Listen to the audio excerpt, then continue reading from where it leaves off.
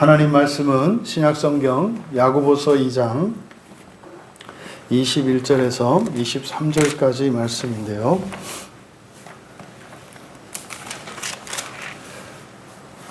우리 17절부터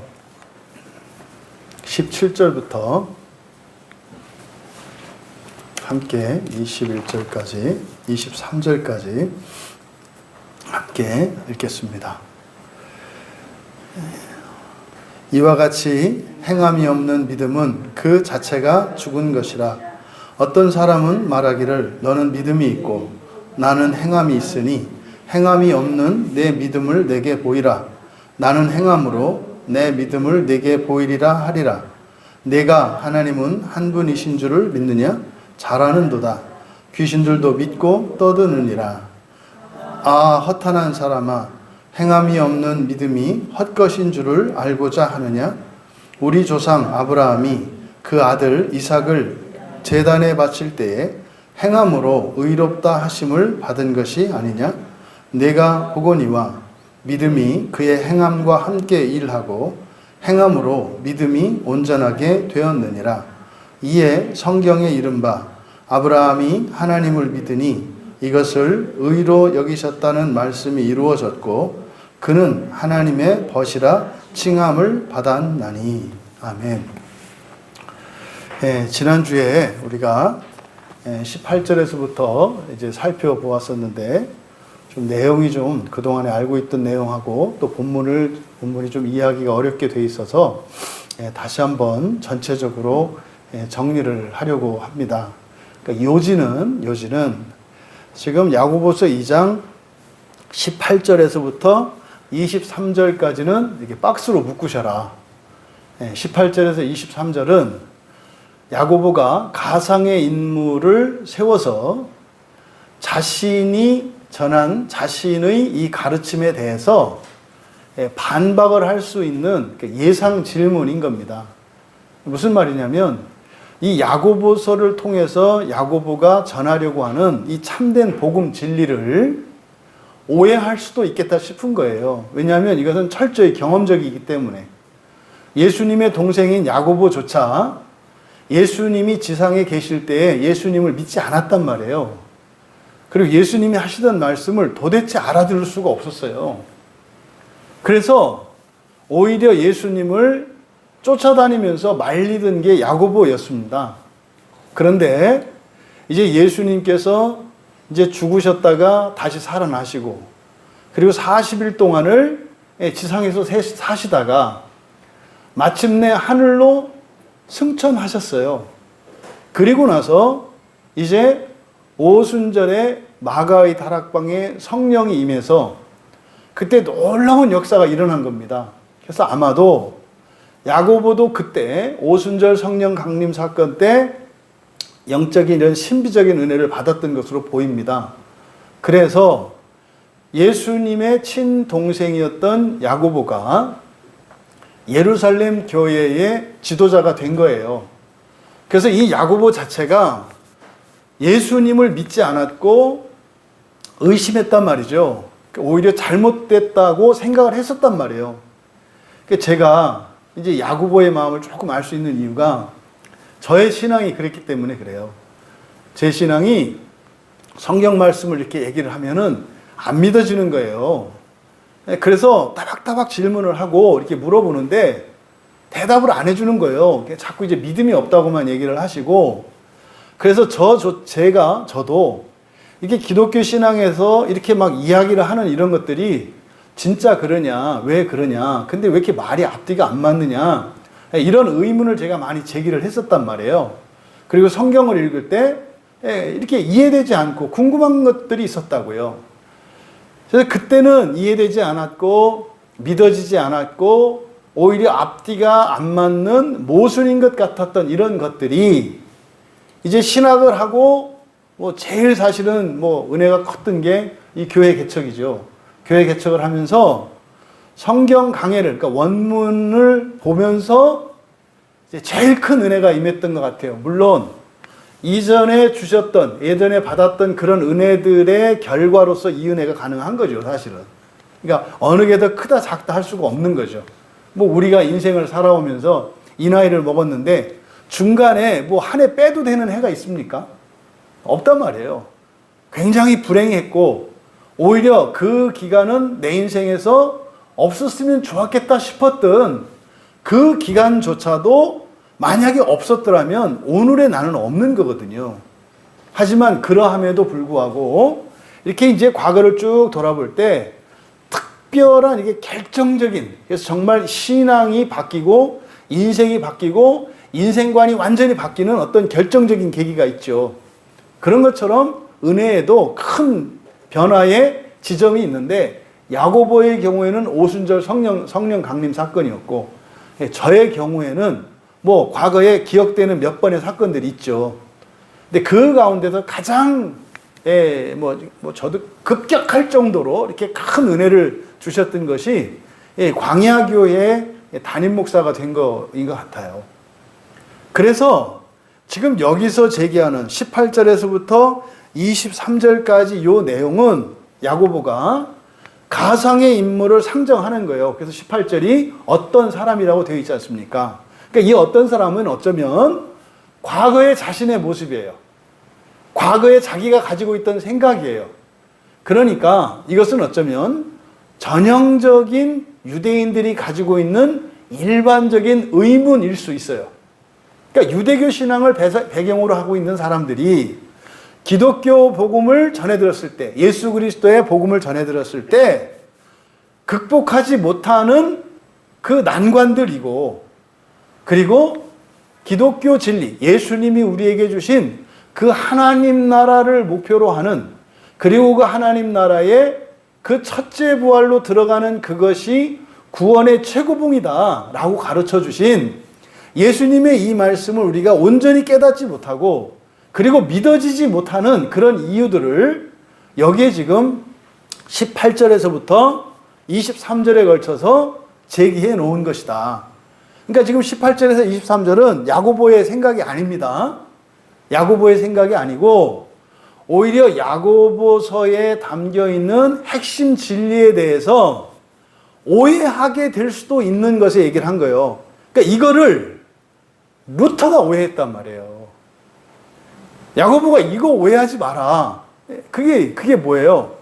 믿음이 아니라 행위로 구원받는다. 이 생각하지 마라. 이런 생각할 가능성이 있는데 그런 거 아니다라고 얘기를 한 거다 이 말이에요. 그런데 18절에서 23절을 야고보의 가르침으로 받아들이고 나니까 이게 이제 막 뒤죽박죽이 되는 거다. 그래서 18절에서 23절까지는 야고보의 가르침이 아니라 오히려 야고보의 가르침을 받아들이는데 방해가 되는 것들, 오히려 야고보의 가르침에 반하는 것들이다. 이것을 먼저 염두에 두시고 17절, 문제가 되는 게 17절이죠. 17절에서 이와 같이 행함이 없는 믿음은 그 자체가 죽은 것이다. 그러니까 이걸 죽은 믿음이다. 그러면 신약에서 믿음은 무엇과 관계되어 있어요? 구원과 관계되어 있어요. 구원과. 그러면 믿음이 죽었다. 그러면 기독교인들에게 당신은 믿음이 죽었어요. 이 말은 어떻게 들려요? 믿음이 없다는 말로 들려요. 믿음이 없다는 말은 뭐예요?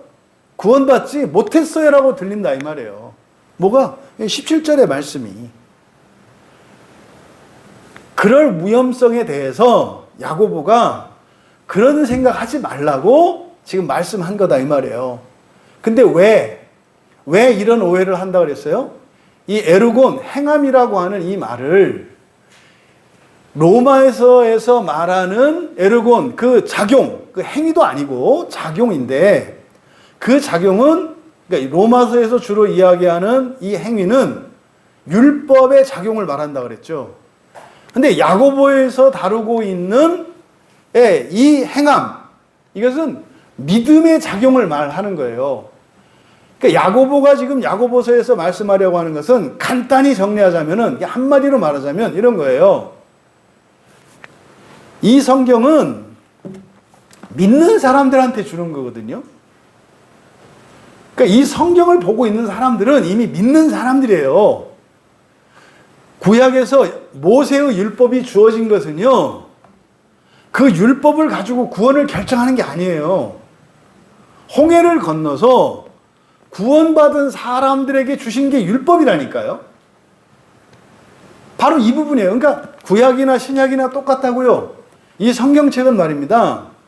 불신자들도 볼 수 있죠. 근데 이 야고보가 편지를 쓴 이 수신자, 이 편지를 쓰는 그 대상들, 이 사람들은 믿는 사람들을 전제로 하는 거예요. 너 이 중에 이렇게 안 하면 믿는 거 아니야, 가짜야, 이 얘기가 아니다 이 말이에요. 근데 지금 오늘날 한국교회에서 절대 과반수의 그리스도인들이 하는 고민이 다 이 고민이에요. 내가 진짜 믿나? 내가 진짜 구원받았나? 이 얘기를 한다 이 말이에요. 이 얘기를 야고보가 18절에서 어떤 사람은 말하기를 이라고 얘기를 한 거라고요. 내 말을 오해하지 마라. 그래서 야고보가 야고보서에서 말씀하려고 하는 것은 뭐냐면, 예수를 믿고 예수를 믿었다는 것은 뭐예요? 예수님의 믿음이 먼저라고 그랬잖아요. 그러니까 예수님이 나를 믿었다는 증거, 현실적인 증거 뭐라고 그랬습니까? 그냥 넉넉하게 교회 한 번이라도 들른 사람들은 예수님이 믿는 사람이라고 얘기를 한 거예요. 그러면 그 사람들에게는 예수님의 믿음이 있다는 거예요.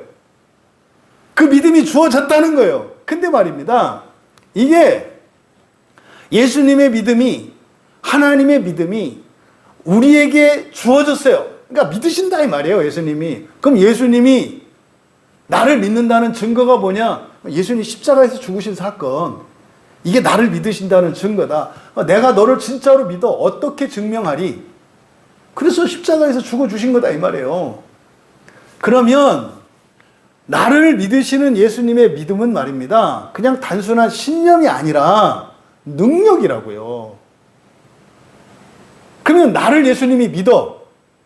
그러면 예수님이 나를 믿는다는 것을 나는 안 믿겨, 처음에는.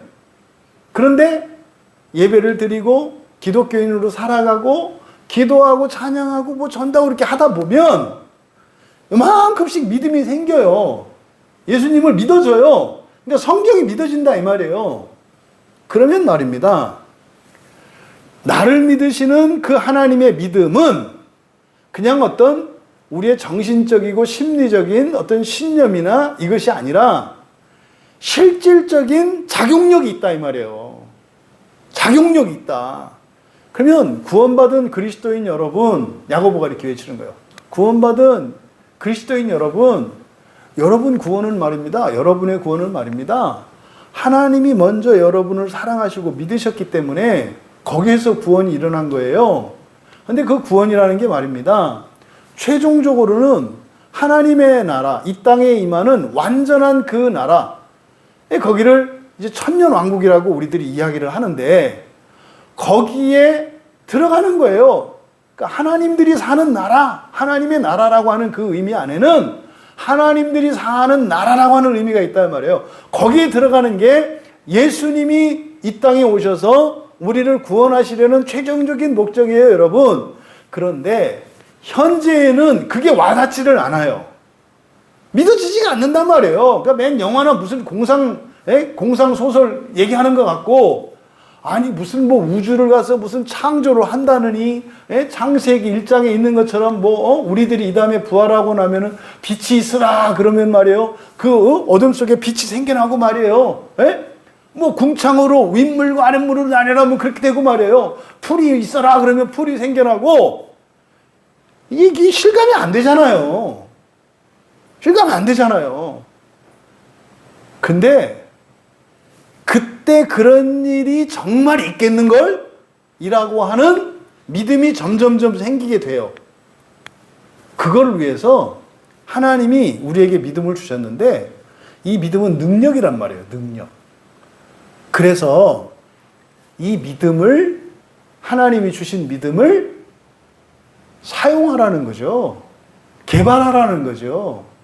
사용법을 익히라는 거예요. 마치 이렇게 스마트폰을 누가 줬어요, 선물로. 한 번도 써본 적이 없는 스마트폰을 줬어요. 그럼 여러분, 제가 사용법을 모르면 이거 아무 소용이 없잖아요. 들고 다니는 짐밖에 안 되잖아요. 그러니까 이게 생전 처음 보는 스마트폰인데 이게 믿음이다 이 말이에요. 믿음이라는 게 이런 거다 이 말이에요. 그러면 이 믿음을 그 다음은 어떻게 해야 되는 거예요? 요걸 작동시키고 작용법을 알아야 된다 이 말이죠. 그러면 그걸 누리면서 살 수 있다 이 말이에요. 야고보가 말씀하려고 하는 건 이거예요. 예수님께서 그러셨잖아요. 너희들이 제자들에게 하신 말씀이에요. 너희들이 내가 한 것보다 더 큰 일도 할 수 있다 그래요. 이게 그냥 거짓말이 아니란 말이에요. 우리에게는 그러한 믿음이 주어져 있어요. 이때 믿음은 나의 믿음이 아니라 누구의 믿음이에요? 하나님의 믿음이에요. 그 하나님의 믿음 안에는 그게 있어요. 이 스마트폰에는 전화 받고 문자 받고 카톡하고 메모만 하는 게 아니라 이건 이제 제가 쓰는 걸 얘기한 거예요. 예? 그 정도만 쓰고 뭐 시간이나 재고 뭐 이렇게 이 정도가 아니라 어마어마한 기능이 있어요. 제 아내가 어제 선물을 줬어요. 선물을. 예? 이 아이폰을 더 효과적으로 쓸 수 있는 방법이 있대요. 그래가지고 뭐 이 설정에서 뭐를 2개를 딱 바꾸래요. 딱 바꿨거든요. 아이고 속도가 왜 이렇게 빨라졌는지요?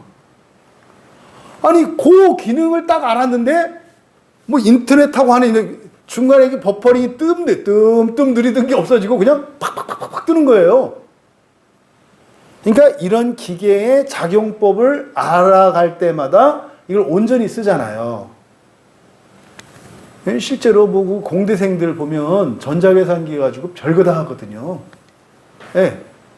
그럼 그 중고등학생들 뭡니까? 학교에서 막 그 문제 풀어야 되는 거 이거 전자계산기 좋은 거 있으면 그거로 다 되거든요.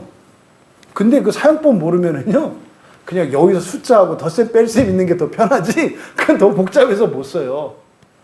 하나님의 믿음이라는 게 다시 말해서 우리를 구원한 하나님의 믿음이라는 게 엄청난 능력이 있다는 거예요. 그러면 그 능력을 개발하면서 살아가라. 이게 뭐예요 사실은? 우리의 믿음을 키워가는 거죠. 이게 핵심이에요. 근데 사람들이 그걸 못 누린다 이 말이에요. 그 지금 2000년 전이나 지금이나 다르지 않아. 맨날 앉아가지고 구원 받았느니 안 받느니 뭐 학자들끼리 맨날 그거 가지고 싸움질하고 뭐 누가 이렇게 내 말을 하는 사람들이 많네 저 말은 그 얘기를 왜 하냐니까요. 아니 우리가 중요한 게 사는 거 아닙니까? 하루하루 사는 거 아니에요? 내 인생을 살고 우리 가족도 행복하게 살고 또 그뿐만 아니라 우리가 이왕이면은 내 주변에 있는 어려운 사람들 정말 세상의 사람들을 도우면서 살리면서 이렇게 보람있고 의미있게 살아가는 게 우리들의 관심사 아니에요? 근데요 이게 그냥 사는 거로 끝내는 게 아니라 사는 동안도 나도 살고 다른 이들도 살리면서 영원히 사는 거 이게 성경에서 말하는 인생이에요. 진짜 인생이 이거예요. 예수 믿지 않은 사람은요 그냥 저만 지 배만 불리다가 살다 죽으면 끝이라고 생각을 해요. 좀 능력이 있고 그러면 돈 좀 남겨놓고 재산 좀 남겨놨다가 자식들 좀 덜 고생하게 뭐 이렇게 하는 거 그러면 성공적인 인생이라고 생각을 해요. 또 이름 석자 역사에 남는 인물이 되거나 말이죠. 뭐 이런 정도 이렇게 생각한다 이 말이죠. 근데 그리스도인은 아유 그거는 뭐 짐승보다 조금 더 나은 삶에 불과하지 별거 아니라는 것을 가르쳐 주는 거거든요. 그리스도인의 인생은요 내가 타고난 재능이나 나에게 주어져 있는 환경적인 어떤 뭐 우월함이나 풍요로움 그 정도가 아니라 내게 없는 능력 그것도 하나님의 능력으로 내게 없는 재물 그것도 하늘의 재물로 세상을 살리고 구원하면서 살다가 온 세상을 재창조하는 그 일에 참여할 수 있도록 살아가는 게 진짜 인생이라고 성경이 가르쳐 주는 거예요. 야고보가 지금 이 말씀을 하려고 하는 거거든요. 근데 자꾸 오해한다 이 말이죠. 그래서 이제 살펴보려고 하는 18절에서부터 23절까지의 내용은 뭐다? 야고보의 가르침에 반하는 거다. 오늘날 우리들에게는 뭐예요? 예수님이 우리에게 주신 구원의 진리, 복음 진리를 잘 알아듣지 못하고 오해하게 되는 그런 의심들, 의문들, 엉뚱한 생각들, 이것을 밝혀낸 거예요. 그러니까 여기에 사실은 우리의 이런 여러 가지 생각들이 포함되어 있죠. 그래서 이것을 야고보의 가르침으로 받으면 안 된다. 이제 그럼 18절의 내용이 뭐였습니까? 18절의 내용은 그런 거죠. 이렇게 누군가가 야고보에게 말하기를 이제 오해한 거예요. 이 누군가는 야고보의 말씀을 오해한 누군가가 말하기를 야고보는 마치 예수님을 믿으면 반드시 어떤 작용이 나타나야 되고 어떤 작용이 나타나야 하고 또 예수님을 믿지 않으면 어떤 작용도 나타나지 않을 것처럼 말하지만 그렇지 않을 수도 있다는 얘기예요. 18절에 있는 내용이. 너는 믿음이 있고 나는 행함이 있고, 그러니까 믿음이 있는 사람이 있고 행함이 있는 사람이 있는 건데 야고보 너는 마치 믿음과 행함이라는 게 동시에 함께 있어야 되는 것처럼 말한다. 이게 로마 캐톨릭이 가지고 있는 구원관이에요.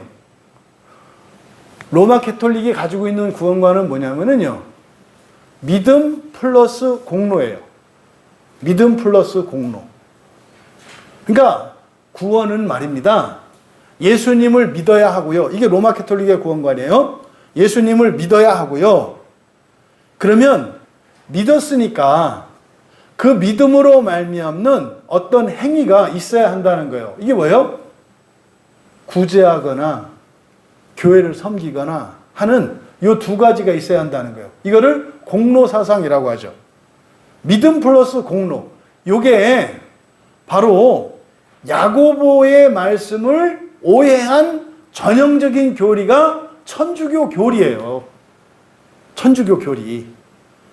그래서 믿음 플러스 행위. 물론 지금 야고보가 이야기하는 것도 아니지만 야고보의 말씀을 오해했을 때 이 행함이라고 하는 것은 믿음과 전혀 상관이 없는 것이 아니라 믿음의 결과로서 나타나는 행함이잖아요.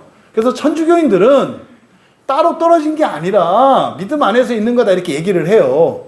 근데 실제로 로마 캐톨릭 천주교의 교리는 공로가 없으면 천국에 못 가요. 그냥 성당만 주구장창 드나들고 말이죠. 죄 짓지 않았다 그래서 천국 가는 게 아니에요. 성당에서는. 반드시 뭐가 있어야 돼요? 선행이 있어야 해요. 선행이. 그래서 선행은요. 필수입니다. 필수. 그러니까 성당에 다니는 사람 치고 봉사활동 한 번도 안 해본 사람은 절대로 없어요. 왜요? 그게 없으면 구원이 없거든요. 바로 이게 잘못된, 그러니까 야고보의 말씀을 잘못된, 다시 말해 18절에서 야고보가 지적한 내용이라니까요.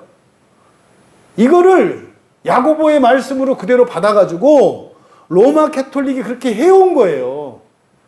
그래서 루터가 거기에 대해서 반기를 들었잖아요. 그거 아니다. 오직 믿음이다. 루터도 함정에 빠진 거라고요. 오직 믿음이다. 그러니까 오직 믿음이다라고 했을 때는 로마교에서 믿음과 예수 그리스도를 믿는 믿음과 이런 선행이나 이런 행위들을 동일하게 놓으니까 그렇게 해서 되는 게 아니니까. 왜? 그렇게 했는데 루터의 마음속에 평화가 없다니까요. 로마 캐톨릭 사람들의 자유가 없어요. 늘 죄책감을 살아간다니까요. 로마 캐톨릭 사람들은요. 끝이 없어요. 이게 선행이 어디까지 얼마만큼 했는지 모르겠다니까요. 그래서 늘 교회에서 이렇게 주눅들게 돼 있어요. 오늘날 개신교회 안에서도 교회에 오면 주눅드는 분들 있죠. 이게 로마 캐톨릭의 잔재예요. 교회 안에 이런 로마 캐톨릭의 잔재가 있어요. 그래서 무슨 말을 하려 해도 눈치를 보잖아요. 틀리면 어떡하나? 잘못되면 어떡하나? 아니, 말을 해서 틀린지 아는 게 중요하지 틀린 말을 하지 않는 게 중요한 게 아니에요. 그건 로마 캐톨릭의 교리 방식이라니까요. 이게 지금 18절에 대한 오해 때문인 거죠. 그러니까요, 믿음과 행위, 그러니까 믿음과 작용이라는 게 반드시 일치하는 것은 아니라는 반론이에요. 이거 오해요, 오해. 야고보가 그렇게 얘기한 거 아니에요. 믿음과 작용이 반드시 일치해야 구원받는다, 이 얘기한 거 아니다 이 말이에요. 그런데 야고보의 말을 그렇게 오해하면 이런 반론을 할 수 있다는 거예요. 어떤 반론? 믿음과 작용이, 그것도 또 작용도 아니야. 행위로, 자기의 행위. 믿음과 행위가 반드시 일치해야 된다고 야고보가 말씀한 것처럼 오해하면 그렇지 않다고 반론을 제기할 수 있다는 거예요. 그래도 실제로 생활 속에서 그러는 거죠. 예수를 믿는 너에게는 아무런 작용도 나타나지 않고 예수 믿지 않은 나에게 작용들이 나타난다면 그럼 나한테 믿음이 있고 너한테는 믿음이 없다는 거냐? 이렇게 얘기를 한 거예요. 말씀드렸죠. 이게 크리스찬 가정 안에서 일어나는 일이라고. 그러니까 뭐 믿지 않는 집안에서 맨 처음 한두 사람이 예수를 믿었을 때 일어나는 일이라고. 네가 교회 다니고 예수 믿어서 네가 그럼 너처럼 사는 게 구원받은 거야? 근데 왜 너 나보다 못 살아? 이 얘기를 하는 거예요. 얘도 예수 믿으면 무조건 잘 살고 잘 되고 이러는 거 아니다 이 말이에요. 또 반대로 잘 되고 잘 살고 그러면 예수 믿는 거 아니잖아요. 그러니까 지금 이 18절에 던진 이 질문은 합리적인 사고예요. 합리적인 사고. 하지만 이거는 야고보가 하지도 않은 말에 대해서 이의를 제기하는 거다 이 말이에요. 실제로 우리의 삶 속에 보면은요, 그 사람이 살아가는 삶의 질이 그 사람 믿음과 비례합니까? 아니잖아요. 또 다른 문제잖아요. 바로 이거를 18절에서 지적한 거다. 그다음 19절에서는요. 19절에 있는 내용. 내가 하나님은 한 분인 줄 믿느냐? 잘하는도다. 귀신들도 믿고 떠느니라. 여러분, 유일신신앙은 기독교의 신구약에서 가장 핵심적인 하나님에 관한 교리 중에 하나예요. 유일신 하나님. 이건 지난주에 말씀을 드렸잖아요. 그런데 말이에요. 귀신도 그거를 믿는데요. 그러니까 여기서 반론을 제기하는 거죠. 야, 귀신은 아무 작용도 안 하는데 귀신도 믿잖아. 이거 어떻게 설명할 거야? 이렇게 얘기를 하는 거예요, 지금. 맞죠. 맞죠. 그러면 오늘날 우리들의 신앙생활을 볼까요? 예수를 믿어요. 근데 여전히 죄를 짓고요. 전혀 신자답지 않게 살아가는 사람이 있어요. 그 사람 믿음 없는 거예요? 있다니까요. 있다니까요. 그러니까요. 오직 믿음으로 구원받는다라고 하는 말이 얼마나 포괄적이고 애매한 말인가를 지적을 하는 거죠. 틀린 얘기 아니에요, 19절에. 근데 야고보가 뭐 그런 얘기 한 거 아니라니까요. 야고보가 지금 얘기하려는 건 뭐라고요? 여러분에게 있는 하나님이 주신 그 믿음을 가지고 사용해라. 이 얘기를 지금 하려고 하는 거지. 행함이 없으면, 이런 작용이 없으면 믿음이 가짜고 구원받지 못해. 이 얘기하는 게 아니다 이 말이에요. 먹고 사는데 도움이 좀 되라. 야고보가 하려는 얘기는 이거다 이 말이에요. 이어서 20절에 허탄한 사람아. 이 허탄한 사람이 누구예요? 어떤 사람이 보기에는 야고보예요. 그 사람이 야고보에게 하는 말이에요. 야고보를 뭐라 그래요? 허탄한 사람이라고 얘기를 하는 거예요. 허탄한 사람아.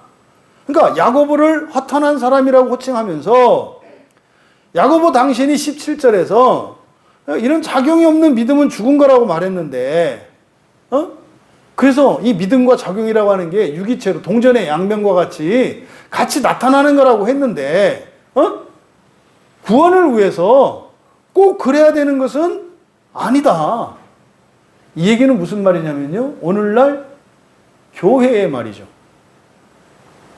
천주교에서 그랬죠. 믿음과 행함이 있어야 구원받는다 그랬죠. 그러니까 오늘날 교회에서는 뭐라 그래요? 행함이 없어도 구원받는다 그러죠. 믿기만 하면 구원받는다고 하잖아요. 그러니까 로마교회 천주교회나 종교개혁 이후의 개신교나 야고보의 원래의 가르침에서 벗어난 거는 똑같아요. 방향만 다를 뿐이지. 이게 기가 막힌 얘기다 이 말이에요. 왜요? 이 야고보서 18절에서 23절을 오해했기 때문에 야고보가 이런 오류가 생길 수도 있어서 이런 함정에 빠지지 말라고 답을 해준 건데, 아니 그걸 따라서 가고 있네. 이게 사실은 야고보가 이전에 가졌던 생각이다 이 말이에요. 여러분, 지금 야고보께서 말씀하려고 하는 거, 어떻게 하면 구원받느냐 이런 얘기가 아니라 뭘 얘기하려고 한다고요?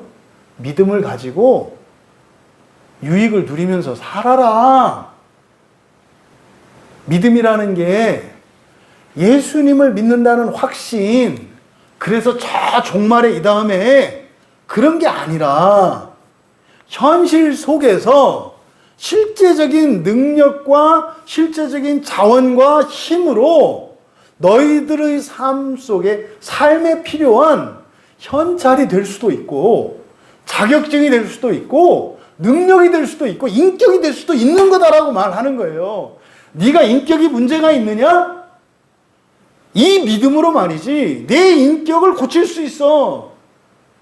너에게 돈이 없어 경제적인 결핍이 있느냐? 이 믿음을 가지고 말이지 돈으로 바꿀 수가 있어. 이 얘기를 하는 거예요. 이 얘기를. 종말에 구원 받느냐 안 받느냐 이 얘기가 아니라 의롭게 되느냐 안 되느냐 이런 얘기가 아니라 야고보는 철저하게 이 땅을 살아가는 그리스도인의 현재의 삶에 대해서 얘기를 해요. 왜요? 현재의 삶 속에서 믿음의 능력을 경험하면서 무엇을 점점 믿게 되는 거예요? 하나님의 나라를 믿게 되는 거예요. 그러니까 누군가가 나에게 지속적으로 잘 해줄 때 더 기대를 하게 되잖아요. 우리는 원래 그래요. 신용을 여러분 이렇게 누군가를 딱 보고 완전히 다 믿고 그러는 게 아니에요. 돈 거래를 할 때 그냥 100원 정도는 주고받을 수 있어요. 누구하고라도. 근데요, 100만 원은요, 아무하고나 거래하지 않아요. 100만 원을 빌려줄 때 아무한테나 빌려주지 않는다 이 말이에요. 100원 정도는 그냥 뭐 떼먹히려니 하고 신용과 상관없이 줘요. 그러니까 처음에는 뭐 아무한테나 100원을 주니까. 근데 어떤 사람은 나한테 100원을 받은 사람들 중에 어떤 사람은 꼭 100원을 갖고 와서 갚고 고맙다고 살해를 하는 거예요. 누군가는. 그러면 내가 100원을 줬던 많은 사람들 가운데에서 내가 줬던 그 돈을 되갚고 오히려 감사했던 사람들은 신용 등급이 올라가죠. 그러면 그 사람한테는 다음번에는요 1000원도 줄 수 있는 거예요. 그러면 100원 주던 사람들에서 이제 1000원 주고받을 수 있는 사람은 신용 단계가 높아진 사람 아닙니까? 그럼 1000원을 다 줬는데 또 그 가운데에서 이제 어떤 사람들은 안 주고 떼먹는 사람이 있고 그 가운데에서도 똑같이 100원을 갚을 때처럼 1000원을 갖고 또 감사하는 사람이 있어요. 이 사람은요 신용이 높아지죠. 그럼 10,000원도 주고받을 수 있는 거죠. 그런 과정을 거쳐서 10만 원을 주고받을 수 있는 사람, 100만 원을 주고받을 수 있는 사람, 아니면 내 전 재산을 다 주고받을 수 있는 사람이 돼요. 그러니까 하나님의 나라에 들어간다고 하는 것은 우리에게는 너무나 막연하고 황당하고 무가치하고 거짓말인 것처럼 느껴진 거. 예, 그렇잖아요. 예? 예수님이 십자가 달리실 때 있었던 5 부류 중에 그 군인들 같은 경우에는 사기라고 말해요. 사기고 거짓말이고 이거는 악이라고 그렇게 생각하는 사람이 있다고 그랬잖아요. 그렇기 때문에 우리가 실제로 예수 그리스도를 믿고 살아갈 때 그 믿음의 능력을 경험하면서 점점점 하나님 나라가 구체화되고 실제화되어 가고 확신 안에 거하게 되는 거예요. 그냥 확 믿어지는 게 아니에요. 사람들이 그런 사람이 있어요. 그냥 무조건 확 믿어버리는 사람이 있거든요. 드물어요, 그런 사람들. 근데 그게 진짜 견고한 믿음이면 상관이 없는데 어느 날 확 뒤집어지기도 하거든요. 그러니까 그런 믿음은 좋은 믿음이긴 한데 그게 사실은 확실치가 않아요. 맹신하는 사람들은요 반대로 버릴 수 있어요, 어느 날. 어느 날 갑자기. 그러니까 그럴 만한 경험들과 성경 말씀에 기초한 그런 것이 아니라면 그건 언제든지 뒤집어질 수 있는 거기 때문에 위험하다. 그러니까 지금 야고보가 말씀하려고 하는 게 바로 그거예요, 그거. 믿음의 능력으로 살아가라. 근데 목표는 뭐예요? 하나님 자녀 되고 하나님의 의를 목표로 해서 하나님 나라에 들어가는 게 목표인데 그것을 믿고 그것을 실감하려면 현실의 삶 속에서 믿음의 능력, 다시 말해 구원받은 그 능력을, 그 유익을 누려야 하는데 못 누리고 있다 이 말이에요. 이때 사람들이. 오늘날 너무나 많은 그리스도인들이 교회 안에서 하나님을 예배하고 기독교인으로 살아요. 엄청나게 헌신도 하고 해요. 그런데요, 자기가 하나님을 위해서 자기가 주머니를 털고 자기가 시간을 헌신하고 뭘 한다고 생각한다 이 말이에요. 받는 게 아니라. 오늘 낮에 성경 공부하다가 그 섬긴다는 말에 대해서 이제 뭐 예배가 뭡니까? 하나님을 섬기는 겁니다. 이제 우리가 소요리 문답에서 그렇게 배워요. 예배가 뭡니까? 하나님을 섬기는 겁니다. 여러분, 하나님을 섬긴다는 게 무슨 뜻일까요? 국어사전적으로 우리들이 가지고 있는 섬긴다라고 하는 이런 의미를 가지면 뭐냐면 베푸는 거죠. 도와주는 거잖아요, 이렇게. 예. 근데요, 예배가 하나님을 섬기는 거래요? 그러면 우리들이 그냥 쉽게 생각하면 사람이 사람을 섬길 때는 뭔가를 줘야죠. 그렇지 않아요? 섬기려면 뭔가를 해줘야 되잖아요. 그 얘기는 뭐예요? 그 사람에게 필요한 게 있다는 전제가 있는 거죠. 그 여러분 주변에 왜 엄청난 부자나 이 사람들 선물하기 어렵잖아요. 없는 게 없어. 없는 게 없어. 선물을 할 때. 그럼 가방도 다 명품이야. 옷도 다 명품이야. 그러니까 선물하고 싶어도 못해. 왜? 뭐 이거 내가 선물하면 그 사람한테는 그 사람은 오히려 모욕하는 것 같아. 그런 사람도 있잖아요. 엄청 잘 사는 사람이 여러분 주변에 있으면은요, 그런 거잖아요. 뭐 옛날에 그 가정부가 많았잖아요. 예? 부잣집에 가정부로 들어갔어요. 근데 이 가정부가 그 사모님이 너무 고마워서 선물을 하려고 그래. 근데요, 살 게 없어요. 그런데 어쨌든 섬기려면 뭔가를 줘야죠. 그래서요, 뭐 뜨개질이라도 해서 이렇게 하는 거 아닙니까? 이 세상의 모든 사람은요, 아무리 부자라 하더라도 모든 걸 다 가지고 있는 사람은 없어요. 왜? 그 사람도 그 사람보다 더 부자 앞에서는 가난하다는 생각을 갖고 있거든요. 그러니까 이 세상 사람들은 나의 것으로 섬겨요. 왜? 상대방에게 결핍이 있으니까. 근데 말입니다, 우리의 예배를 받으시는 하나님은 어떤 분이세요? 결핍이 없어요. 우리가 하나님께 드릴 것도 없을 뿐더러 하나님이 받으셔야 할 것도 없다고요. 그러면 예배가 하나님을 섬기는 거라고 했을 때 이 섬긴다는 것은 뭐냐? 사실은요, 섬기죠, 분명히. 여러분 오늘 교회 나오시려면 집에서 오셔야 되잖아요. 그죠? 시간 들죠? 힘들죠? 이 무더위에 와야 되니까. 시간 써야 되고, 힘 써야 되고, 돈 써야 되고, 마음 써야 되잖아요. 그렇지 않아요? 다 썼잖아요. 여기 섬기는 거예요. 근데 말입니다, 이거를 우리가 하나님께 드리는 걸까요? 아니거든요. 은혜를 받죠. 은혜를 받죠.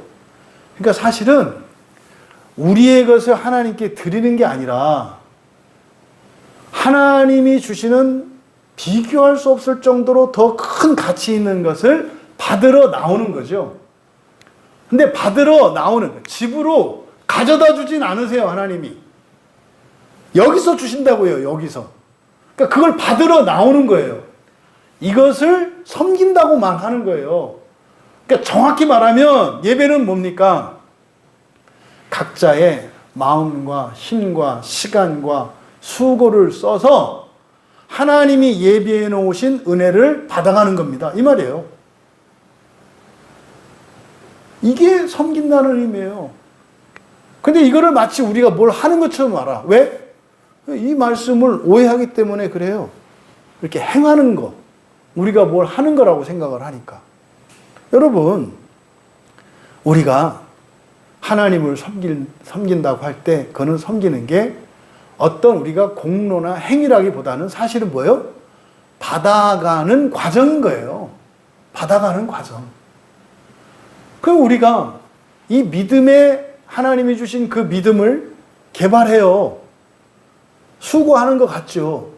모험하는 것 같죠. 근데 사실은 그 유익은 누가 누려요? 우리가 누려요, 우리가. 아니, 어떤 사람이 뭡니까? 그 주식을 하는데, 뭐 주식을 하려면 주식을 사야 되잖아요. 돈을 내고. 그거를 섬긴다고 생각하는 사람이 있어요? 아니, 뭐 좀 비유가 좀 적절하진 않은데, 그냥 뭐 그런 거죠. 그냥 집에 동전 가지고 오면 동전의 무게만큼 금으로 드립니다. 이렇게 한 거예요. 에? 동전을 가지고 오면 뭐 얼마짜리가 됐든지 간에 동전을 가지고 오면 그 무게를 달아서 그만큼 금으로 드립니다. 이렇게 한 거예요. 그러니까 주일날 우리가 그렇게 오는 거예요. 집에 있는 동전. 그러니까 뭐예요? 우리의 시간, 우리의 물질, 우리의 수고, 우리의 마음을 들고 와요. 교회로. 와서 그걸 바꿔준다고요. 금으로. 그러면 집에 있는 동전을 들고 교회로 나올 때 그걸 내가 교회를 섬긴다고 하냐고요. 내 거를 주었다고 생각을 하냐 이 말이에요. 말도 안 되는 소리잖아요. 받으러 가는 거 아니에요. 그래서 우리의 섬김은 이런 거다 이 말이에요. 주일날 제가 식사 기도할 때 그렇게 기도하죠. 하나님, 섬기는 분들을 기억해 주시고 저분들이 지체들을 이렇게 섬길 때 하나님을 섬기는 마음으로 섬긴 거니까 하나님이 더 큰 복과 은혜를 내려주셔서 오히려 더 큰 은혜에 빚지게 해주세요. 그러니까요, 섬겼는데 더 큰 걸 받았어. 그러니까 섬겼다는 생각해요, 안 해요? 안 해요. 할 수가 없어요. 오히려 어떻게 해요? 받았다고 생각하잖아요. 이게 교회에서 말하는, 성경에서 말하는 섬김이에요. 그런데 왜 사람들이 헌금하고 뭐 교회 일하고 이렇게 하는 거를 자기가 뭘 드린다고 생각을 할까? 받는 게 없는 거죠. 받는 게 없는 거죠.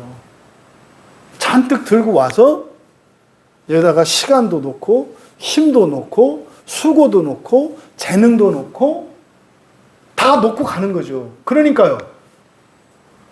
내가 하나님을 섬겼고 교회를 섬겼다고 생각을 하는 거죠. 근데요, 모르는 게 있어요. 그 사람 주머니에 백지수표가 들어있다니까요. 백지수표가 들어있다고. 이게 믿음이라고 얘기를 하는 거예요. 백지수표가 들어가 있다니까요. 그 집에 가면, 교인들 집에 가면 백지수표가 막 돌아다녀요. 그러면서 10,000원, 100,000원을 걱정하고 있어요. 그럼 알려주는 거죠. 이제 목사가 가서. 여기 백지수표 잔뜩 있구만. 이거 갖다가 숫자 써가지고 은행 가면 돈 바꿔주는데. 여러분, 수표에다가 숫자를 써가지고 은행 가도 바꿔주는데 여러분이 믿음을 가지고 하나님께 나가면 안 바꿔주나요? 말도 안 되는데 우리가 그런 생각을 갖고 살아가고 있다니까요. 오늘 저녁에 여러분 나가실 때 두둑히 챙겨가시길 바라요. 이런 일들이 교회 안에서 계속 일어나야 되는 거예요. 그러니까요, 저는 좀 아주 웬만큼 오라고 말리고, 여러분들은 막 그냥 틈나서 막 지금 교회 목사님 없으니까 빨리 와, 빨리 와. 또 보면 또 못 오게 하실 텐데. 이런 분위기가 돼야 되는 거예요. 그만 좀 데려와라. 그럼 목사님 죄송해요. 이런 분위기가 원래 교회인 거죠. 이게 야고보가 지금 말씀하려고 하는 거예요. 그런데 어떻다? 오해한다 이 말이에요. 오해한다. 21절에 이제 21절에 보면 우리 조상 아브라함이 그 아들 이삭을 제단에 바칠 때 행함으로 의롭다 하심을 받은 것이 아니냐. 여기서 21절, 22절, 23절 전부 이거는 야고보의 말씀이 아니라 그랬어요. 지금 다 어떤 사람의 생각이에요. 어떤 사람의 생각. 그러니까 바로 우리의 조상 아브라함이 그의 아들 이삭을 제단에 바칠 때 행함으로 의롭다함을 받은 것이 아니냐. 이거 무슨 말인지 아시죠? 이건 창세기 22장 말씀이에요. 창세기 22장이 배경이 되는 말씀이잖아요. 창세기 22장에서 아브라함이 독생자 그 100살에 낳은 아들 이삭을 제물로 바치잖아요. 그 얘기 하는 거거든요. 그러니까 아들을 갖다 바쳤잖아요. 아들을. 그래서 의롭다함을 받았다는 거죠. 그러잖아요. 그럼 보세요. 이게 이제 창세기 22장 12절에 그렇게 되어 있어요. 내가 이제야, 그 앞에 내가 내 아들 내 독자까지도 내게 아끼지 아니하였으니 내가 이제야 내가 하나님을 경외하는 줄을 아노라. 이게 창세기 22장 12절 말씀이거든요. 그렇게 써 있잖아요. 여기에 경외하다라는 말, 경외한다는 말은 뭐라 그랬어요? 우리의 신앙에, 다시 말해서 하나님과 우리 사이에 관계가 온전하게 하는 본질이라 그랬죠. 신앙의 본질. 신앙의 본질이 뭡니까? 우리 종교의 본질. 하나님과 우리의 관계가 되도록 하는 그것. 그러니까 하나님이 왜 우리와 떨어지지 않는 이 관계를 맺고 있어요?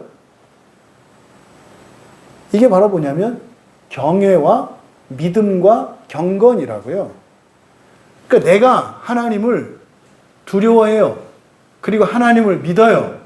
그리고 하나님의 말씀을 따라 살려고 해요. 이게 종교의 본질이다 이 말이에요.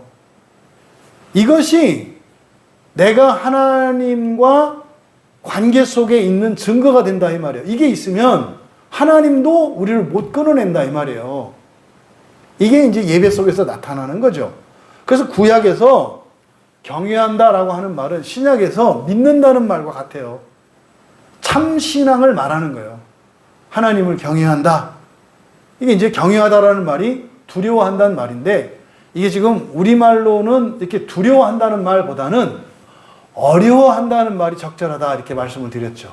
두렵다라고 하는 말은 긍정적인 의미도 있고 부정적인 의미도 있거든요.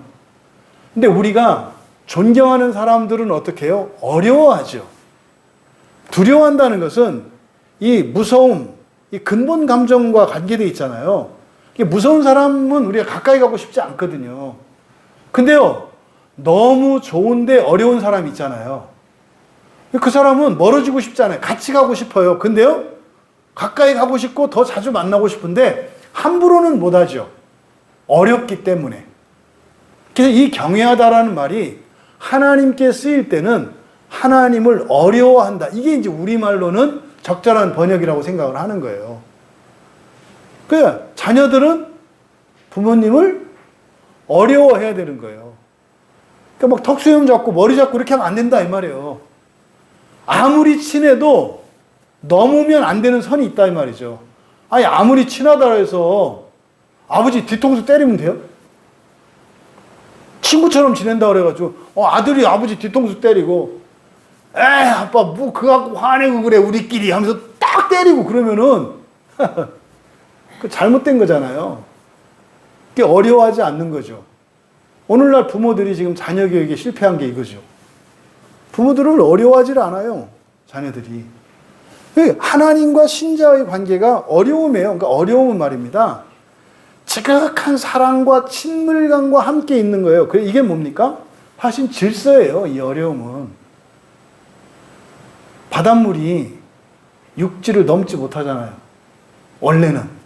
이게 죄가 들어와가지고 막 해일 일어나가지고 막 이러는 거지. 감히 어디 바닷물이 사람의 생명을 해치고 그래요.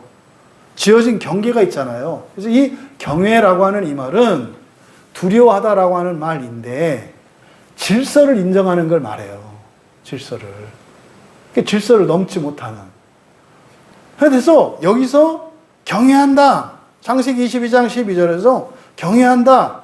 이거를 지금 야고보서에서는 뭐라 했어요? 의롭다 하심을 받았다. 이렇게 얘기를 했죠. 그리고 창세기 22장 16절과 17절에 가면 이거에 대한 인정이 나와요. 하나님의 인정이. 그러니까 네가 12절에서는 내가 하나님을 경외한 줄 알겠다 그랬잖아요. 인정했잖아요. 근데 17절에 가면 이제 16절의 끝에 내 아들 내 독생자도 아끼지 아니하였은즉 창세기 22장 17절에서 내가 내게 큰 복을 주고 내 씨가 크게 번성하여 하늘의 별과 같고 바다의 모래와 같게 될 것이다. 축복 선언이 있어요. 인정했잖아요.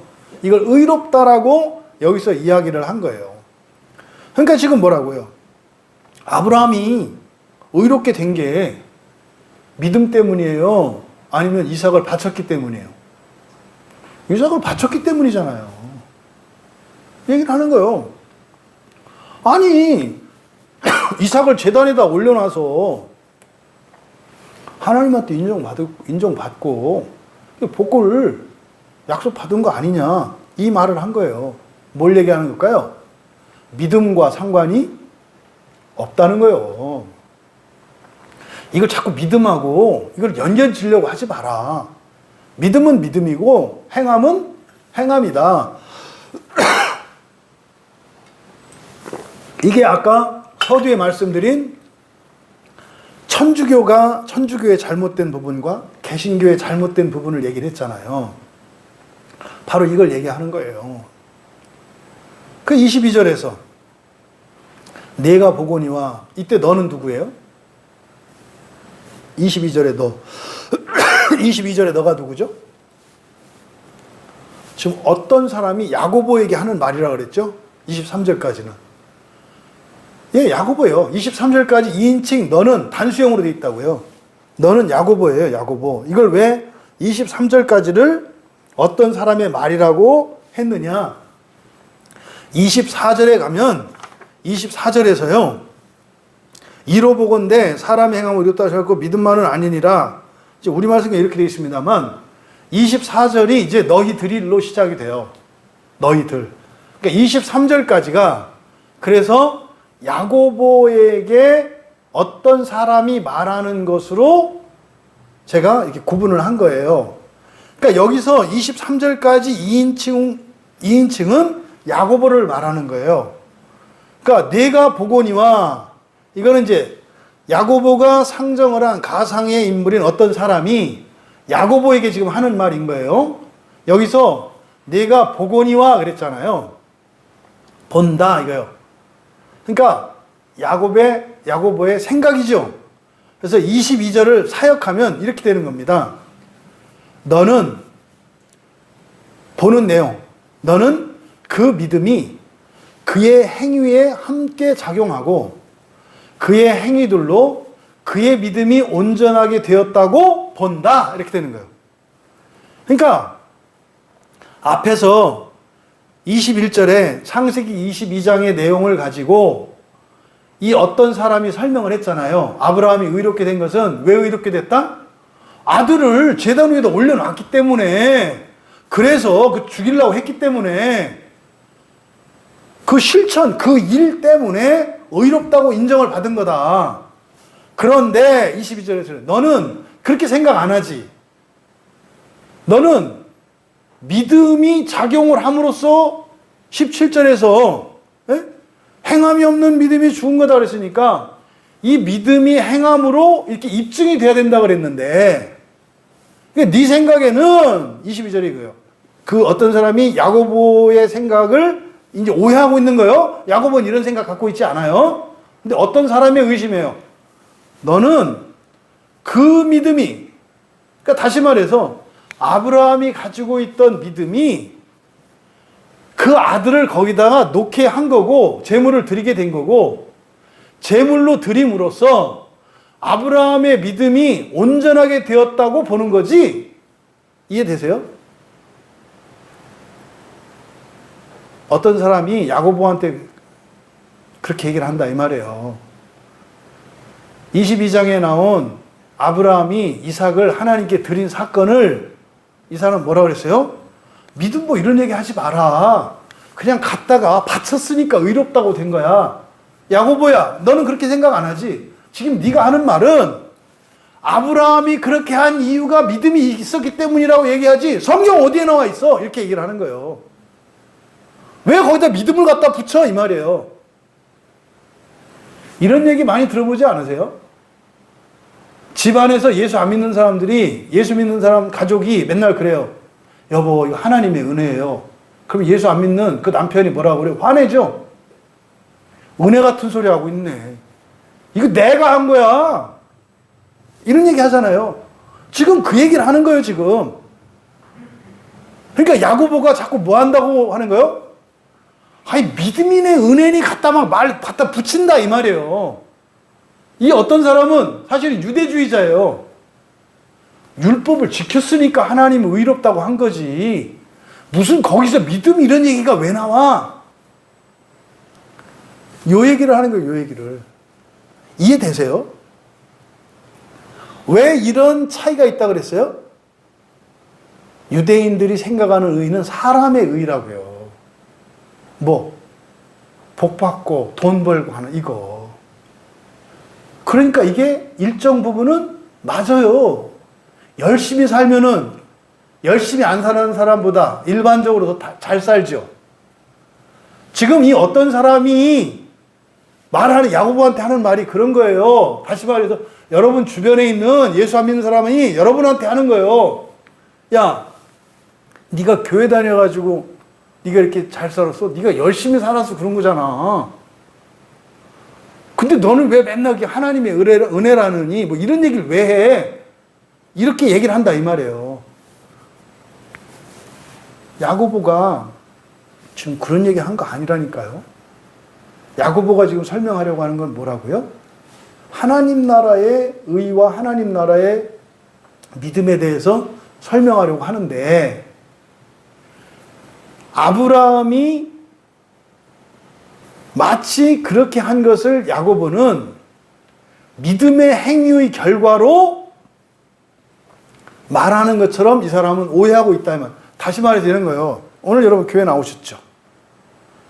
이거를 어떤 사람이 뭐라고 오해를 하냐면 제가 오늘 금요일 날 이렇게 기도에 나오신 분들은 믿음이 있었기 때문에 다 나온 거예요, 여러분.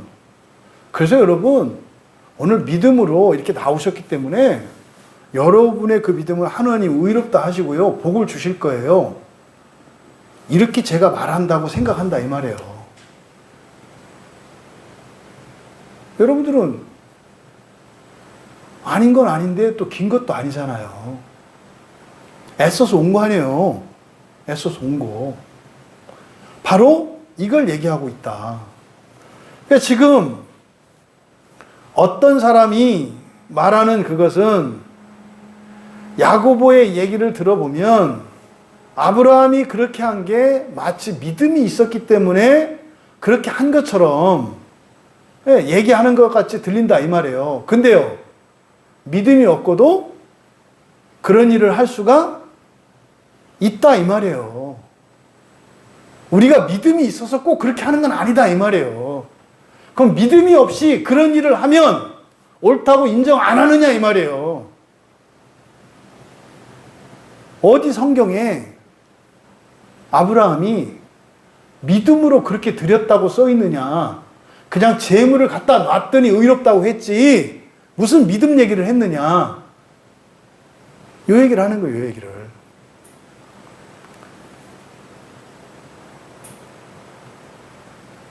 이어서 23절에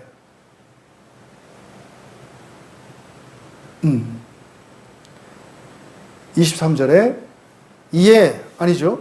23절에 이어지는 내용이에요. 22절과 23절은 그러니까 똑같이 야고보가 이렇게 생각한다고 말하는 거예요.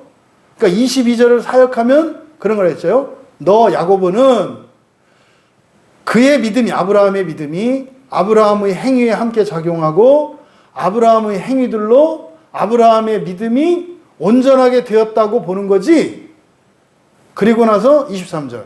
그리고 성경에 이른바 아브라함이 하나님을 믿으니 이것을 의로 여기셨다는 말씀이 이루어졌고 그는 하나님의 보시라 칭함을 받았다고 보는 거지. 요거예요. 똑같이. 그러면 23절에서 인용하고 있는 것은 창세기 15장 말씀이에요. 창세기 22장에서는 아브라함이 하나님으로부터 하나님을 경외한다고 인정받았던 이유가 뭐였어요? 아들을 바친 거였죠. 제단에다 바친 거였잖아요. 그런데 창세기 15장 6절에 아브라함이 하나님을 믿으니 이것을 의로 여기셨다. 이게 창세기 15장 6절에 이렇게 되어 있어요. 아브라함이 여호와를 믿으니 여호와께서 이를 그의 의로 여기시고. 15장 6절에. 근데 시간적으로는 15장이 앞서죠. 22장은 한참 뒤 얘기잖아요. 대략 한 30여 년 차이가 난다고요. 시간상으로 봤을 때. 그러면 15장 6절에 이 말씀을 인용을 했어요. 성경에 이른 바 이것이 하나님이, 그러니까 아브라함이 하나님을 믿었기 때문에 의로 여기셨다는 말씀이 이루어진 거로든 보는 거지. 이게 무슨 말이에요? 15장 6절에서 아브라함을 의롭다고 한 말이 이미 있었죠. 하나님이 아브라함을 의롭다고 했잖아요. 근데 22장에 가서 아브라함이 이삭을 드렸잖아요. 그러니까 15장에서 하나님이 그를 의롭다고 한 이유가 믿음이었잖아요. 그 믿음이 있었기 때문에 22장에 가서 이삭을 드렸다고 너는 생각하는 거지 라고 어떤 사람이 말한다 이 말이에요. 근데 이거는 오해라니까요. 사람이 지금 헷갈리지. 왜 헷갈리냐면 오해라고 얘기를 하는데 그걸 진짜로 생각하고 의미를 생각하니까 헷갈리는 거야. 야고보는 그런 말을 한 적이 없다니까. 이 사람의 그냥 생각이라니까. 이 생각은 누구의 생각? 사실은 우리들의 생각이라니까. 성경은 그런 말을 한 적이 없다고. 근데 우리가 그런 생각을 한다니까. 그러니까 그거는 성경의 가르침이 아니라고 하는데 그게 진짜인가 아닌가 이걸 생각하고 있어. 그러니까 헷갈리지. 그 말은 한 적이 없다니까 야고보가. 그런 얘기 하는 게 아니라니까 지금. 그러니까 이거를 생각하면 야고보가 하지도 않은 말을 자기 혼자 했다고 생각하면서 던지는 질문이란 말이에요. 22절과 23절의 내용이. 그러니까 이거는 뭐예요? 이런 생각은 야고보의 가르침과 전혀 상관이 없는 틀린 말이라고 지금 야고보가 말하는 거다 이 말이에요. 근데 이거를 그대로 받아들여서 천주교가 1000년 동안 이렇게 살았고 종교개혁을 하고 나서 개신교가 정반대로 또 가서 야고보가 둘 다 하면 안 된다고 하는 짓을 중세교회가 1000년 동안 해왔고 개신교회가 또 500년 동안 그러고 있다. 이거를 지금 제가 얘기를 하려고 하는 거예요. 여러분들 안 해도 하나님께 막 질문을 던져요. 하나님이 그렇게 말한 적도 없는데 여러분은 하나님이 그렇게 했다고 생각하고 질문을 막 던진단 말이에요. 왜 하나님 이래요? 하나님 그렇게 한 적 없다니까요. 오해. 그러니까 지금 22절과 23절의 내용은요. 지금 제가 이 의미를 설명하려고 하니까 이게 성경 본문을 인용하고 이렇게 하지만 사실은 이거 뭐예요? 의미 없는 얘기인데 이거를 우리가 생각해야 되는 이유는 뭐예요? 우리가 이런 생각을 할 수 있기 때문에 이런 생각 하지 말라는 얘기다 이 말이에요. 예? 22절에 있는 것처럼 믿음이 그 행위에 함께 작용하고 그의 행위들로 믿음이 온전하게 됐다. 이런 거. 또 23절에 있는 거. 아브라함이 15장에서 의롭다고 믿음으로 의롭다고 됐으니까 그 온전한 믿음이 있어서 그 믿음으로 요셉을 드렸다. 이런 얘기 하지 마라 이 말이에요. 목사님은 믿음이 있으니까 목사가 됐을 거야. 이런 얘기 하지 말라고요. 교회 하는 어떤 집사님은 열심히 하니까 저 집사님 믿음이 좋아요. 그게 말도 안 되는 소리 하지 말라니까. 자기 진심도 아니고 믿지도 않으면서 말로만 그렇게 하잖아요. 교회에서 흔히 하는 말 아니에요? 누가 또 열심히 하고 그러면은 집사님 어쩌면 믿음이 좋으세요. 의미 없는 말이거든 이거. 믿음이 있다고 생각하지도 않아. 근데요, 우리도 모르는 새에 그런 생각이 우리 안에 있어요. 더 열심히 하고 좀 잘하고 그러면 마치 그 사람이 더 믿음이 있기 때문에 그런다고 생각한다. 아니라는 거예요. 바울이나 베드로나 이 사람들이 여러분들보다 더 믿음이 좋고 더 나아서 그런 거 아니라고 얘기를 하는 거예요. 그 사람들은 뭐 했다는 거예요? 믿음이 현찰과 같은 건 줄 알았다는 거예요. 그래서 그 믿음을 가지고 쓰면서 살았던 것 뿐이라고 야고보는 좀 얘기를 하는 거예요. 근데 이걸 갖다가 믿음이 어떻고 행위가 어떻고 이걸 연결 지어가지고 막 이렇게 복잡하게 생각하는데 내가 하는 얘기는 단순하다. 그런 거 아니고 이신층의 연보사상 공로 이런 거 몰라. 나 몰라. 그런 거 얘기하는 게 아니라 하나님이 너희를 믿었으니까 여러분들에게 너희들의 그 믿음이 있어. 그 믿음을 가지고 너희들이 필요한 데 갖다 쓸 수 있어. 돈이 부족하면 그걸 돈으로 바꿔 쓸 수 있고 일자리가 필요하면 일자리로 바꿔 쓸 수 있고 직업이 필요하면 그 결혼할 짝이 필요하면 결혼할 짝으로 바꿔 쓸 수 있어. 요 얘기 하는 거예요 지금 야고보가. 근데 조심할 것은 뭐예요? 여기에 매이면 안 된다는 거죠.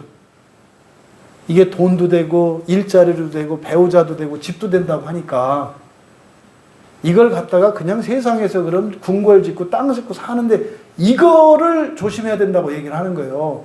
이거 하는 목적이 이건 수단이죠. 수단. 무엇을 위한 수단이에요? 하나님 나라에 들어가는 것이 믿어지지 않기 때문에 그것을 믿기 위해서 경험적으로 주어지는 거다. 수단이에요. 그러면요, 그게 나에게 딱 왔어요. 그러면은요, 여기에 좋다고 이게 빠지는 게 아니라 이거는 수단의 역할이 없어도 되는 거죠, 이제는. 하나님 나라 진짜네. 이게 목적이다. 그럼 이거 팔아도 줘도 돼요. 이 얘기하는 거예요, 이 얘기. 이거를 팔아도 안 팔면 안 되나요? 70% 팔면 안 되나요? 몇 프로까지? 이런 얘기 하지 말라는 거예요. 이런 얘기가 뭐예요? 22절과 23절의 내용이에요. 쓸데없는 질문, 쓸데없는 생각. 요 얘기예요, 이게. 실제로 말입니다.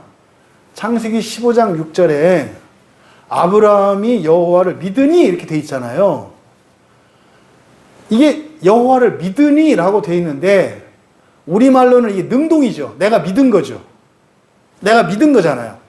근데요, 구약의 히브리어에는요, 이 동사의 유형이 훨씬 더 헬라어보다 더 복잡해요. 그래서 이게 정확하게 말하면요, 사역 능동형이거든요. 사역은 시키는 거예요, 시키는 거. 시키는 거. 시키는 거니까 일하는 거죠. 그잖아요. 하긴 하는데, 이런 거죠. 내가 공부를 했다. 능동형이잖아요. 근데 이거는요, 좋아서 할 수도 있고, 하기 싫은데 내가 참고 노력해서 할 수도 있죠. 근데 우리말은 그게 안 나타나요. 그렇게 하려면 앞에 말을 써야 돼요. 나는 너무 좋아서 공부했다. 와, 나는 죽을 만큼 힘들고 싫었는데 참고 공부했다. 완전히 다른 의미죠. 근데 이거를 히브리어에서는 간단하게 나는 공부했다로 이 차이 나는 두 개의 문장을 간단하게 동사로 나타낼 수 있어요.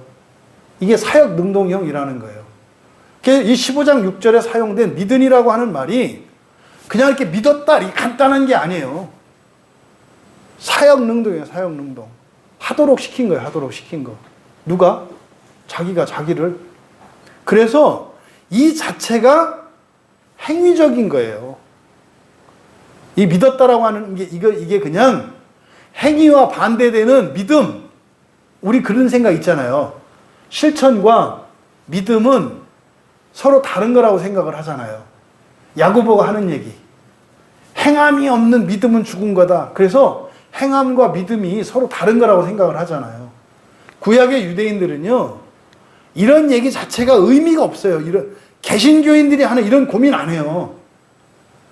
뭐 믿음과 함께 이런 고민 안 해요. 지금 야고보가 하는 얘기가 그냥 해. 뭐 믿음이 어쩌고 저쩌고 이걸 왜 그냥 해. 이게 뭐예요? 율법의 순종이죠. 순종하면 되지. 무슨 믿음을 갖고 순종하는 거하고 믿음 없이 순종하는 거하고 뭐가 틀려. 순종하면 되지. 하나님이 순종하면 옳다고 했잖아. 이게 구약의 율법적 사고라니까요. 그런데 신약에서는 믿음을 이야기를 해요. 믿음을. 근데 이 믿음은 우리의 능력이라고 야고보는 얘기하는 거예요. 그러면은요, 믿음의 결과적으로는 행하게 돼요. 이거 가지고 쓰면 그렇게 살게 돼 있다고. 근데 이거는 사실은 행함이라기보다는 열매죠, 그냥. 되어지는 거예요. 여러분들이 신앙생활의 여정을 돌이켜보시면 이해가 돼요. 맨 처음에 교회 나올 때, 그러니까 뭐 교회 가기 싫었어. 근데 뭐 이런저런 사정으로 해서 교회 나왔어. 처음에는 애써서 나오잖아요. 근데 지금은 내가 그렇게 애쓰지 않고도 나와. 이게 매주 막 열심히 애쓰고 이게 아니라 어느 순간부터는 애쓰던 것을 더 이상 애쓰지 않아도 된다는 것을 알게 되잖아요. 나에게 일어난 변화. 이런 거죠. 그러니까 결과로서 구약의 순종들이 나타나요. 믿음의 열매로서. 그러니까 이건 구약 사람들이 이해 못하는 거예요. 이렇게 얘기를 해봐야 그러니까 그대로 하라는 거잖아, 그냥. 아니 그게 아니고 그거 하지 말라는 거요? 그게 아니고. 아니 그러니까 하라는 거야, 하지 말라는 거야. 아니 그게 아니고. 뭐가 맨날 그게 아니래. 구약의 언어로는 신약의 복음을 이해할 수가 없어요. 구약의 언어로는, 율법의 언어로는요, 순종과 불순종만 있거든요. 그러니까 이게요, 결과로서 이루어지는 작용들, 나타나는 결과들 있잖아요. 열매들. 그리고 원인으로서 하는 이 행위들. 이거나 율법적인 기준으로 보면 똑같은 거예요. 그러니까요, 그냥 교회 열심히 나오고 결석 안 하고 나오면 똑같이 열심히 하는 거고요. 다르지 않다 이 말이에요. 율법적 사고로 보면. 근데요, 신약적 사고로 복음에서 보면은 있잖아요. 계속 교회를 나오는데요, 안 나오는 사람보다도 못할 수도 있다고 얘기를 하는 거예요. 안 나오고 있지만 못 나오고 있어, 어떤 사람이. 근데 이 사람은 너무 오고 싶어. 근데 환경이 나올 수 없어. 어떤 사람은 계속 나오고 있어. 근데 그냥 단 한순간도 언제 그만둘까를 생각하면서 나와. 누가 더 온전한 사람이에요? 못 나오고 있지만 오고 싶은 사람이 더 온전하다고 얘기를 해요. 신약에서는. 복음에서. 그러니까 구약적 사고로는 이해가 안 되는 거예요. 그런 거죠. 아니 그럼 누구는 뭐 시간이 남아서 온 줄 알아? 다른 얘기죠. 바로 이거에 대해서 지금 야고보가 말씀하고 있다. 이어서 23절에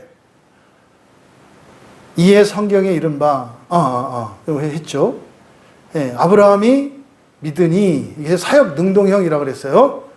그러니까 이렇게 아브라함이 그 하나님을 믿었기 때문에 이것을 그의 의로 여기셨다는 말씀이 이루어졌고 하나님의 친구로 불렸다고 본다. 여기서 하나님의 친구로 불렸다 라고 하는 이 말은 이사야서 41장 8절의 말씀에 인용해요.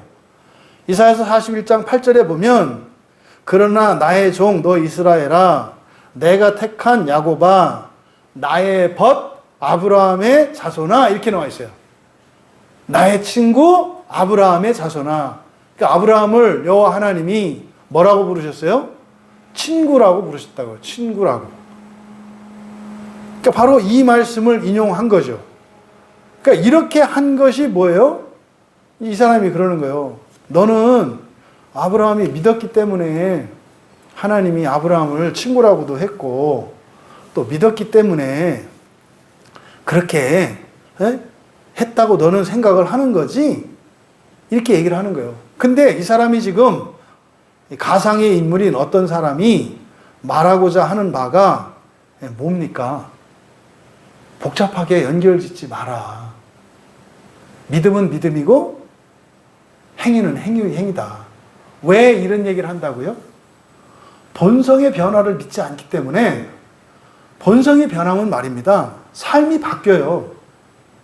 삶이 바뀐다는 건 말이죠, 단순히 안 하던 것을 한다 이 정도가 아니에요. 절대로 하지 않겠다고 했던 것을 죽어도 하겠다로 바뀌어요, 사람이.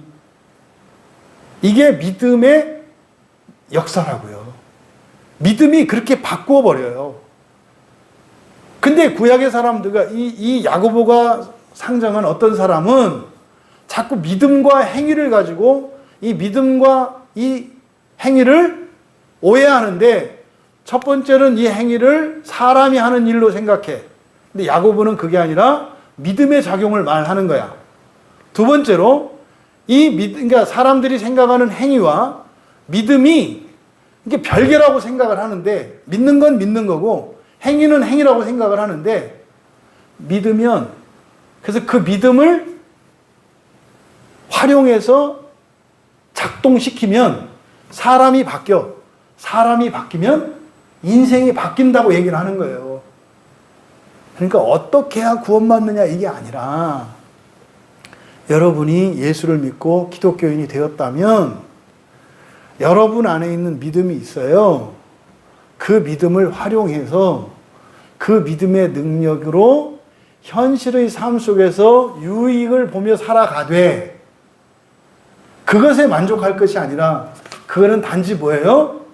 믿어지지 않고 실감되지 않는, 내가 완전한 하나님 자녀되고 하나님 나라에 들어가는, 그것에 더욱 가까이 나아가는 도구로, 수단으로 삼으라는 거예요. 그게 뭐예요? 거기에 매이지 않는 거죠. 틀어지지 않는 거죠.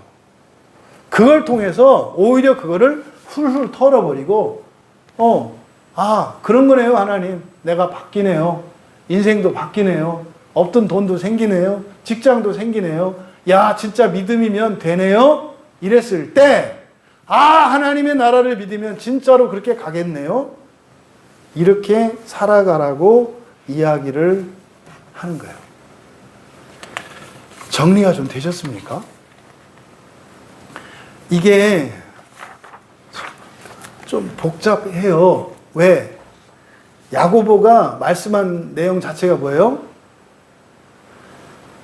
다른 사람들이 자기를 오해할 거라고 추측을 해서 그것에 대해서 대답하는 내용이기 때문에 이게 3중으로, 2중, 3중으로 꼬여 있잖아요. 그래서 내용이 이해하기가 좀 어려워요. 그래서 서두에 말씀드린 것처럼 18절에서 23절까지의 내용은 무슨 내용이다? 야고보에 대해서 오해하는 내용이다. 이것이 왜 우리에게 의미가 있느냐? 우리들도 기독교의 복음에 대한 오해가 있을 수 있다는 거예요. 그래서 18절에서 23절에 있는 내용은 사실은 야고보와 전혀 상관이 없는 내용들이다. 그런데 이런 질문들이 다 어디서 나온 거예요? 성경에서 나온 거잖아요. 그러니까 자기 마음대로 자의적으로 해석하고 오해를 해서 가지고 있는 불만들, 하나님에 대한 불만들, 이런 것들에 대해서 야고보가 미리 사전에 이런 위험성이 있기 때문에 이러한 오류에 빠지지 말라고 이 얘기를 해놓은 건데, 불행하게 교회의 역사를 보면 야고보가 이미 그런 오류에 빠지지 않도록 말씀을 예시까지 해놨는데 교회의 역사를 보면 그거대로 오류에 빠지지 말라 그랬더니 오류에 빠져서 살아왔다라는 것을 말씀드린다 이 말이에요. 그러면 결론적으로 여러분은 어떻게 하라는 거예요? 내가 알고 있는 하나님, 심지어 내가 알고 있는 성경에 대한 내용들, 오해하는 거 많이 있다는 거, 오해하는 거 많이 있다는 거. 또 정말로 우리들의 능력은, 그러니까 우리 각자가 가지고 있는 최고의 능력은 여러분의 경력도 아니고 여러분의 전문성도 아니고 여러분의 재산이나 여러분의 무엇도 아니고 우리 모두의 최고의 능력은 뭐다? 믿음이라는 거예요. 믿음. 그래서 우리가 해야 될 일은 뭐예요? 믿음을 강화시키고 믿음의 능력으로 살아가기 위해서 하나님의 은혜를 구해야 한다는 거예요. 이게 18절에서부터 23절까지의 내용을 통해서 우리가 얻을 수 있는 교훈입니다. 또 당장 뭐 어떻게 믿음을 해야 돼? 오래 이제 계속 이제 얘기가 나오겠죠. 부디 이 시간을 통해서 우리들 안에 있는 기독교의 구원과 복음에 대한 잘못된 이해들, 우리 각자가 가지고 있는, 내가 가지고 있는 이런 생각들이 오해였구나. 이거는 내가 그냥 사실은 나도 가만히 생각해 보니까 동의하지 않으면서도 무의식 중에 나도 모르게 이런 생각을 가지고 있었구나 하는 이런 우리 안에 있는 이 거짓들과 오류들을 발견할 수 있는 은혜의 기회가 되기를 주님의 이름으로 축원합니다.